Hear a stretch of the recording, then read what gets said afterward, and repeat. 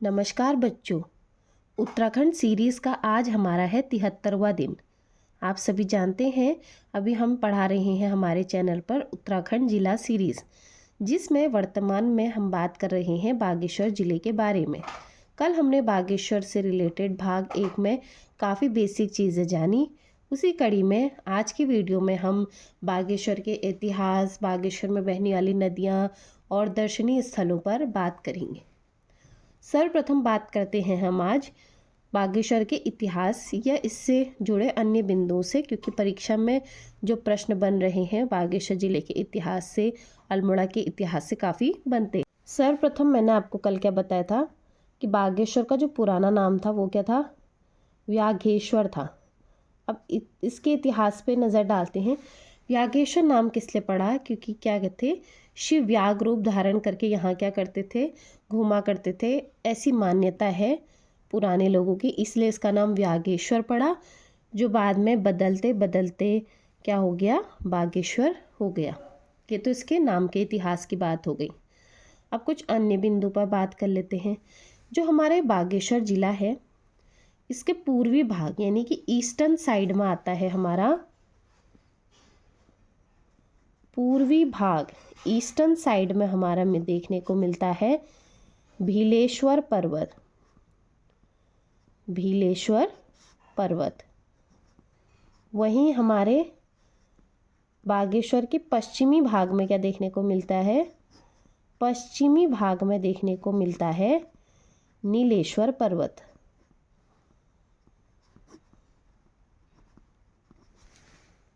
हमने पूर्वी भाग और पश्चिमी भाग पे तो बात कर ली।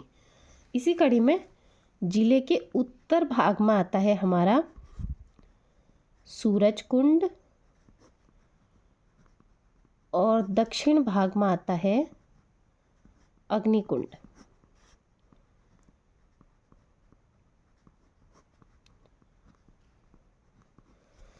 तो ये भी प्रश्न अगर परीक्षा में पूछा जा सकता है कि अग्निकुंड कहाँ है, सूरजकुंड कहाँ है, ऑप्शन में बागेश्वर देखने को मिलेगा, तो आप क्या कर सकते हैं, वहाँ पर टिक कर सकते हैं।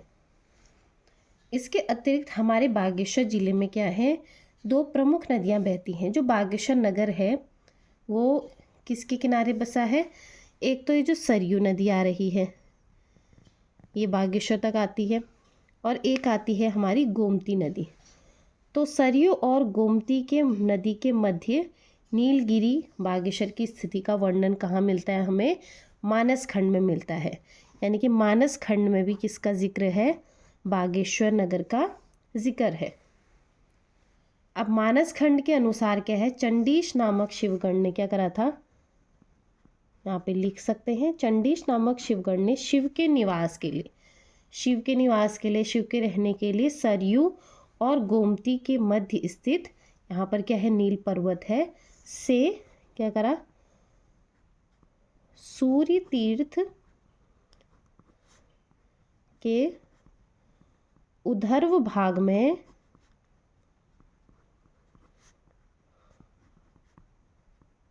वरुणा व अग्नि तीर्थ के ऊपर, अग्नि तीर्थ के ऊपर 80 तीर्थ का निर्माण किया। 80 तीर्थ, इन दोनों के मध्य। अब आप इतना याद रखना है आपको कि जो चंडीश नामक एक शिवगण थे, शिव भक्त थे, उन्होंने शिव के निवास के लिए सरयू और गोमती नदी के मध्य क्या करा था, एक तीर्थ का स्थापना करी थी, तीर्थ बनाया था। इन दोनों के मध्य महाक्षेत्र वाराणसी का उन्होंने क्या किया था, निर्माण किया था।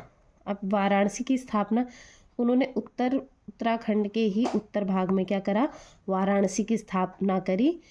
उनकी इस स्थापना को देखकर ऐसी मान्यता है कि भगवान शिव और पार्वती यहाँ साक्षात आए और वो यहाँ पर रहने लगे। उपस्थित गणनायकों ने वाणेश्वर नाम से शिव की स्तुति की। यहाँ पर क्या है, गणनायकों ने वाणेश्वर नाम से भगवान शिव की स्तुति की थी। बाद में वही वाणेश्वर, बागेश्वर, बागनाथ, ऐसे करके बदलते बदलते उसका नाम क्या पड़ गया, बागनाथ पड़ गया। बागनाथ मंदिर कहाँ पर है, सरयू और गोमती के संगम पर स्थित है। ये बहुत बड़ा धाम। अब यहाँ पर कंफ्यूज नहीं होंगे, ये क्या है, परीक्षा वाणी की लैंग्वेज है। मैं आपको शॉर्ट टर्म में समझाने की कोशिश करती हूँ। चंडीश नामक शिवगण ने क्या करा था, सरयू नदी और गोमती नदी के संगम पर एक तीर्थ की स्थापना करी, एक मंदिर की स्थापना करी। ठीक है, ऐसा मान लीजिए। उसको क्या कहा गया, वाराणसी कहा गया। अब उत्तराखंड में क्या होगी, जब वाराणसी की स्थापना हुई तो ऐसी मान्यता है कि भोलेनाथ भगवान शिव पार्वती के संग यहाँ क्या आए। ठीक है, उनकी उपस्थिति में गणनायकों ने क्या करा, वाणेश्वर नाम से भगवान शिव की पूजा करी। बाद में इस जगह का नाम क्या पड़ा, पहले वागीश पड़ा, फिर वक्त के साथ वो वाणेश्वर हो गया, फिर वो बागेश्वर हो गया, फिर उस धाम का नाम बदलते बदलते बागनाथ हो गया। और इस बागनाथ में भगवान शिव नाभि के रूप में पूजनीय है, जाने जाते हैं। ये क्या हुआ, हमारे बागनाथ मंदिर का, बागेश्वर का एक इतिहास हो गया। अब हमारे कुमाऊं मंडल के सभी लोग तो जानते हैं, जैसे कि मैं पर्सनली बागेश्वर से बिलोंग करती हूँ, तो हमारे बागेश्वर में क्या है, सरयू नदी को और गोमती नदी को क्या माना जाता है, बहुत ही पवित्र नदी माना जाता है। स्पेशली सरयू नदी को क्या माना जाता है, हर कार्य हेतु, चाहे वो पूजा पाठ के लिए हो, फिर चाहे वो पिंडदान वगैरह के लिए हो, ये क्या है, प्रमुख नदियां हैं हमारे बागेश्वर जिले की। अब हमारी मान्यता नहीं है, मानस खंड में ही देखो आपको किस किस का जिक्र मिल गया, बागेश्वर का मिल गया, पर्वत का मिल गया, चंडीश नामक शिवगण ने कैसे यहाँ तीर्थ की स्थापना करी, कैसे बागनाथ धाम बना, कैसे मान्यता है कि यहाँ भगवान शिव स्वयं आए थे। उसी प्रकार मानस खंड में सरयू नदी को क्या कहा गया था, गंगा कहा गया है मानस खंड में। अब आप ये लगा लीजिए, ये सोचिए कि कितनी पवित्र नदी होगी कि उसकी तुलना किससे करी गई है, गंगा से। मानस खंड में सरयू नदी को गंगा कहा गया है और गोमती नदी को यमुना कहा गया है। ये मानस खंड में अगर पूछा जाए कि मानस खंड में गंगा के अतिरिक्त किस नदी को गंगा कहा गया है और वो कुमाऊं मंडल की कौन सी नदी है पूछा जाएगा, तो सरयू नदी को गंगा नदी कहा गया है मानस खंड में। ये पॉइंट याद रखेंगे। और जहाँ पर इस गंगा और यमुना यानी कि सरयू और गोमती का संगम है, उसको क्या कहा गया है, उसको कहा गया है तीर्थराज प्रयाग। तीर्थराज प्रयाग, ये मानस खंड की बात कर रही हूँ। अगर पूछा जाए परीक्षा में कि तीर्थराज प्रयाग किसको कहा जाता है, तो आप कहेंगे सरयू और गोमती के संगम पर बसे बागेश्वर को ही क्या कहा गया है, तीर्थराज प्रयाग कहा गया है। किसमें, मानस खंड में। इतिहास की बात हो रही है तो ऐतिहासिक पहलुओं पर आप नज़र डालेंगे।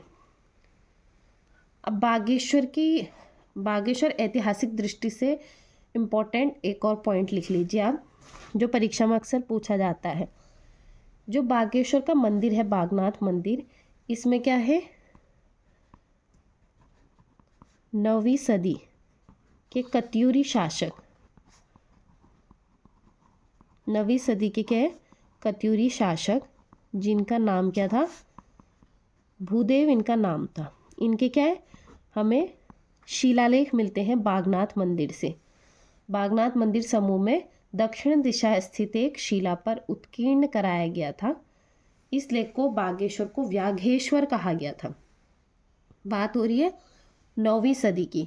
9वीं सदी के कत्यूरी शासक भूदेव जी ने यहाँ पे क्या करा था, उनके शिलालेख मिलते हैं बागेश्वर स्थित बागनाथ मंदिर में। और वहाँ पर उस शिलालेख में बागेश्वर नहीं कहा गया है, क्योंकि पुराने समय में व्याघेश्वर कहा जाता था। तो जो शिलालेख पे हमें लिखा हुआ मिलता है वो क्या मिलता है, व्याघेश्वर मिलता है।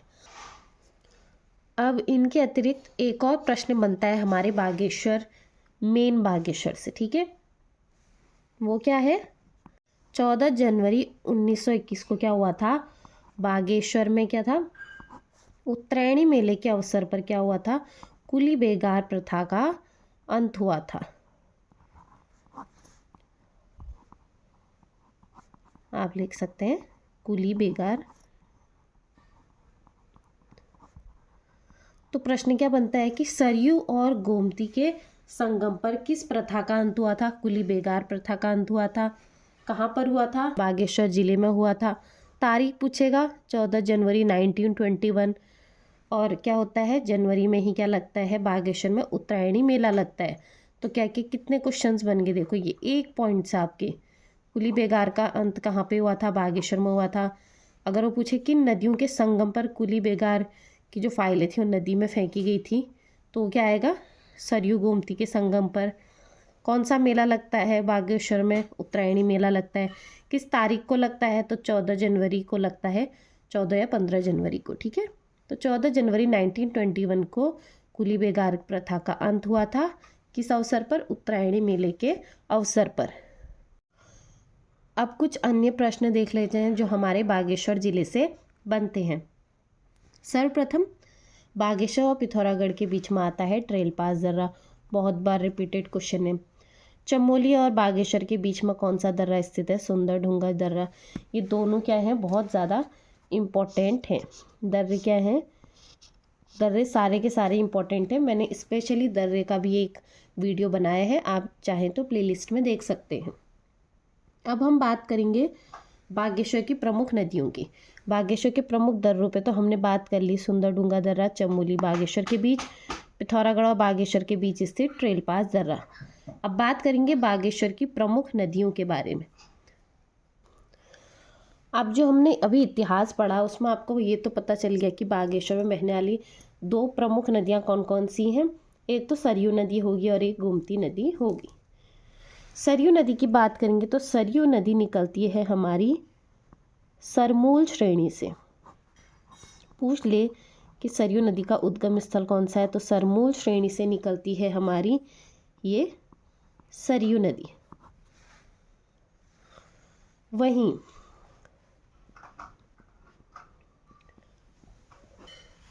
डेबरा या डोबरा श्रेणी से निकलती है हमारी गोमती नदी। ये निकली हमारी क्या, डेबरा श्रेणी से निकली हमारी गोमती नदी। यहाँ बैजनाथ एक धाम है प्रमुख, बैजनाथ धाम के पास में ही क्या मिलती है, गरुड़ गंगा मिलती है गोमती नदी से। बैजनाथ के पास किन 2 नदियों का संगम होता है, तो वो होता है गोमती नदी और गरुड़ गंगा का। यहाँ से क्या है, गोमती नदी आगे बहती हुई बागेश्वर पहुँचती है। इस तरफ से हमारी क्या आ रही है, सरयू नदी आ रही है। ये सरयू नदी पर मिली हमारी रेवती नदी। यहाँ से आगे सरयू बहती बहती पहुँचती है बागेश्वर। बागेश्वर पे क्या होता है, 2 प्रमुख नदियों का, सरयू नदी और गोमती नदी का संगम होता है। ये है हमारा बागेश्वर जिला। और यहाँ से क्या है, सरयू नदी आगे बहती हुई जिले से बाहर हो जाती है। इसके अतिरिक्त भी बागेश्वर जिले से क्या है, 2 नदियाँ निकलती हैं। एक पिंडारी ग्लेशियर से निकलती है हमारी पिंडर नदी, जो बाद में चमोली जिले में पहुंच जाती है। चमोली में ये मिलती है कर्णप्रयाग नामक स्थान पर अलकनंदा नदी से। और वहीं हमारी जो दूसरी नदी है वो है कौसानी, बागेश्वर से निकलती है कोसी नदी, जो बाद में जाके अल्मोड़ा जिले में मुख्यतः बहती है। तो बागेश्वर के जो प्रमुख दर्शनीय स्थल हैं वो है कौसानी, बागनाथ मंदिर, बैजनाथ मंदिर, भद्रकाली मंदिर। ये क्या है, फेमस दर्शनीय स्थल है। कौसानी से रिलेटेड इम्पोर्टेंट पॉइंट्स, सबसे पहले तो ये पिंगनाथ पहाड़ी पर स्थित है। कौसानी क्यों इम्पोर्टेंट है, इसको क्या कहा जाता है, भारत का स्विट्ज़रलैंड कहा जाता है। 1929 में यहाँ पर कौन आए थे, महात्मा गांधी जी आए थे। ये क्या है, मेन पॉइंट्स है कौसानी के बारे में। बागनाथ मंदिर भगवान शिव को समर्पित है, सरयू गोमती के तट पर स्थित है। बैजनाथ मंदिर गोमती व गरुड़ गंगा की क्या है, संगम पे बना है। कत्यूरी शासकों ने बनाया है बैजनाथ मंदिर। भद्रकाली की बात करेंगे तो बागेश्वर से 33 किलोमीटर की दूरी पर है यह शक्तिपीठ। और यहाँ पे क्या है, महाकाली, महालक्ष्मी, महासरस्वती की क्या है, मूर्तियाँ स्थापित है। अब इनके रिलेटेड जो भी पढ़ा है इनसे रिलेटेड क्या करते हैं, आपको एक बार नोट्स दिखा देते हैं। हो सकता है आपको क्या हो, समझने में दिक्कत हुई हो। आप चाहें तो क्या कर सकते हैं, स्क्रीनशॉट ले सकते हैं। एक बार जो मैंने पढ़ाया है वो आपके अपने नोट्स से आपको समझाने की कोशिश करती हूँ। थोड़ा समझाने में थोड़ा दिक्कत हुआ हो सकता है क्योंकि आज तबीयत क्या है फिर से सही नहीं है, लेकिन हम क्या है अपने 365 डे चैलेंज को क्या ब्रेक नहीं करना चाहते हैं, इसलिए हम आज भी क्या कर रहे हैं, आपके लिए वीडियो लेकर आ रहे हैं। तो बागेश्वर ज़िले से रिलेटेड सारे इम्पोर्टेंट पॉइंट्स हमारे क्या हो चुके हैं, कल और आज के भाग में क्या हो चुके हैं, कवर हो चुके हैं।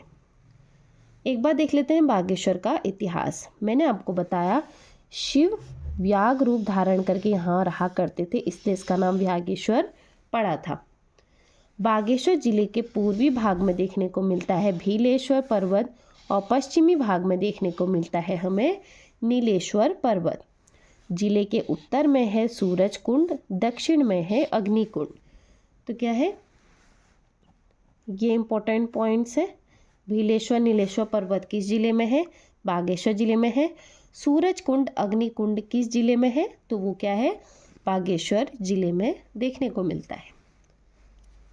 अब यहाँ पर देख लीजिए, मानस खंड में गोमती और सरयू के मध्य नीलगिरी बागेश्वर की स्थिति का क्या है, वर्णन है। यानी कि बागेश्वर के गोमती और सरयू नदी के मध्य जो नीलगिरी पर्वत है उसकी स्थिति का वर्णन हमें कहाँ से मिलता है, मानस खंड से भी मिलता है।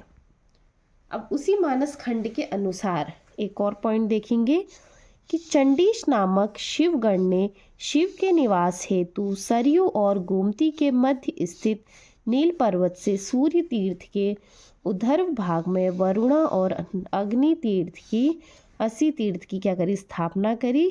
इन दोनों के मध्य महाक्षेत्र वाराणसी का क्या करी, स्थापना करी। अब वाराणसी स्थापना होने पर यहाँ कौन आए, भगवान शिव और माँ पार्वती आए। उपस्थित गणनायकों ने वाणीश्वर नाम से शिव की स्तुति करी थी। यहीं फिर वागीश, वाणीश्वर, समय के साथ बागेश्वर, बागनाथ करके धाम का नाम हो गया। और यहाँ पे क्या है, शिव नाभि के रूप में भी जाने जाते हैं। तो आप चाहें तो इसका क्या कर सकते हैं, एक बार स्क्रीनशॉट ले सकते हैं। अगले पॉइंट्स जो मैंने आपको पढ़ाए थे वो क्या थे कि मानस खंड में सरयू को गंगा और गोमती को यमुना माना गया है और इनके संगम को तीर्थराज प्रयाग बताया गया है। तो मानस खंड में सरयू नदी को क्या कहा गया है, गंगा नदी कहा गया है, और गोमती नदी को हमारा यमुना नदी कहा गया है। अगला पॉइंट, बागेश्वर मंदिर परिसर में उत्कीर्ण 9वीं सदी के कत्यूरी शासक का नाम याद रखें। भूदेव के प्रस्तुत शिलालेख से क्या प्राप्त होता है, हमें बागेश्वर का क्या इतिहास प्राप्त होता है। बागेश्वर मंदिर समूह में दक्षिण दिशा स्थित एक शिला पर उत्कीर्ण कराया गया था और इस लेख में बागेश्वर को क्या कहा गया था, व्याघेश्वर कहा गया था। इससे हमें पता चलता है कि इतिहास में क्या है, इस जगह का नाम व्याघेश्वर रहा होगा। अगला इम्पोर्टेंट पॉइंट, क्योंकि हम क्या है ऐतिहासिक बिंदुओं पे बात कर रहे हैं जो परीक्षा दृष्टि से इम्पोर्टेंट है। 14 जनवरी 1921 को बागेश्वर में उत्तरायणी मेले के अवसर पर कुली बेगार प्रथा का अंत हुआ था। ये बहुत बार पूछा हुआ प्रश्न है, कुली बेगार का अंत कहाँ पर हुआ था, बागेश्वर में हुआ था। एक बार पेपर में घुमा के भी पूछा था कि किन नदियों के संगम पर कुली बेगार प्रथा का अंत हुआ था, तो वो किसके किनारे हुआ था, गोमती और सरयू नदी के संगम पर अंत हुआ था कुली बेगार प्रथा का। तो उत्तरायणी मेले के अवसर पर सरयू और गोमती नदी के संगम पर कुली बेगार प्रथा का अंत हुआ था। अब ये क्या है, मैंने जैसा आपको अल्मोड़ा जिला भी पढ़ाया था तब भी बताया था, देहरादून पढ़ाया था तब भी बोला था कि जो ऐतिहासिक बिंदु हैं अभी हम जिले में सिर्फ परीक्षा दृष्टि से इम्पोर्टेंट पॉइंट्स खाली आपको लिख के बता दे रहे हैं कि हाँ ये इस जिले से पूछा गया है, ये इस जिले से पूछा गया है। इसके अतिरिक्त आप ये मत सोचें कि इतिहास क्या है, इतना सरल है। इतिहास का अभी तो हम क्या पढ़ रहे हैं, हमने पहले ज्योग्राफी पढ़ी, फिर हम जिला सीरीज़ पढ़ रहे हैं, इसके बाद हम पढ़ेंगे इतिहास के बारे में। और हो सकता है मैं क्या करूं, जो परीक्षाएं आने वाली हैं उनसे रिलेटेड सामान्य हिंदी की भी क्लासेस आपके लिए लेकर आऊँगी। तो हम वहाँ जब इतिहास पढ़ेंगे उत्तराखंड का, उसमें इन सब के बारे में क्या करेंगे, बहुत गहराई से जानेंगे। अगला है हमारा बागेश्वर की प्रमुख नदी। अब बागेश्वर की प्रमुख नदी का नाम आए तो सरयू नदी और गोमती नदी। अब इनके उद्गम स्थल की बात कर लेते हैं। सर्वप्रथम सरमूल श्रेणी से निकलती है हमारी सरयू नदी। जब ये आगे बहती हुई आती है तो इस पे मिलती है रेवती नदी। रेवती नदी क्या है? सरयू नदी की ही एक सहायक नदी है।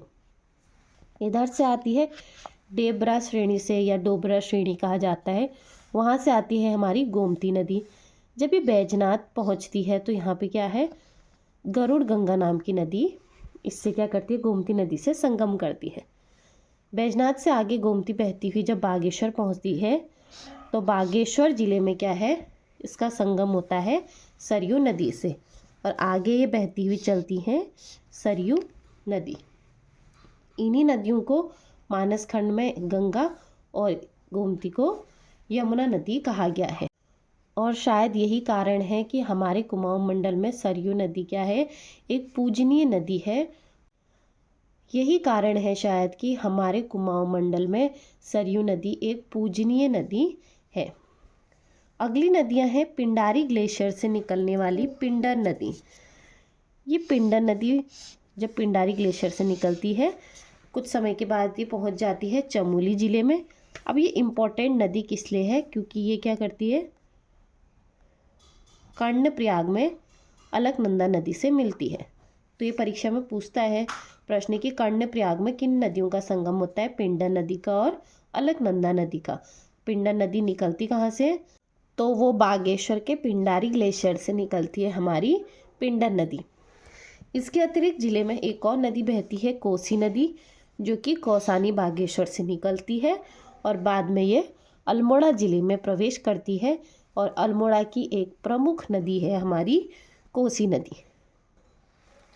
अब प्रमुख दर्शनीय स्थलों की बात करेंगे तो आप इसके सारे पॉइंट्स क्या लिख लीजिए?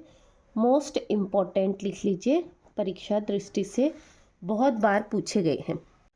इम्पॉर्टेंट प्रश्न क्या बनते हैं कौसानी से कि 1929 में यहाँ गांधी जी आए थे और उन्होंने यहाँ पर लिखी थी यंग इंडिया नामक की पुस्तक। और गांधी जी कौसानी कितने दिन के लिए रुके थे? 14 दिन के लिए रुके थे वो कौसानी में, और इन 14 दिनों में उन्होंने पुस्तक लिख डाली यंग इंडिया। और उसी में इन्होंने क्या कहा था? भारत का स्विट्ज़रलैंड कहा था। किसको? कौसानी को। कौसानी में ही है हमारा अन्ना शक्ति आश्रम, जिसको गांधी आश्रम भी कहा जाता है। एक और पॉइंट, 1941 में गांधी जी की जो शिष्या थी सरला बहन, उन्होंने यहाँ कौसानी में लक्ष्मी आश्रम की क्या करी थी? स्थापना करी थी। तो इसके जितने भी पॉइंट्स हैं कौसानी के, ये सब के सब परीक्षा में पूछे जा चुके हैं, इसलिए आपको सारे के सारे पॉइंट्स क्या करने हैं? नोट डाउन करके रखने हैं। अगला है बागनाथ मंदिर। जब अगर मंदिर पूछ ले कभी तो पता होना चाहिए। एक तो ये भगवान शिव को समर्पित है, क्योंकि बागेश्वर भगवान शिव इतिहास हमने जान लिया, तो इतना आइडिया आप लगा सकते हो कि वहाँ पे मंदिर किस भगवान का होगा।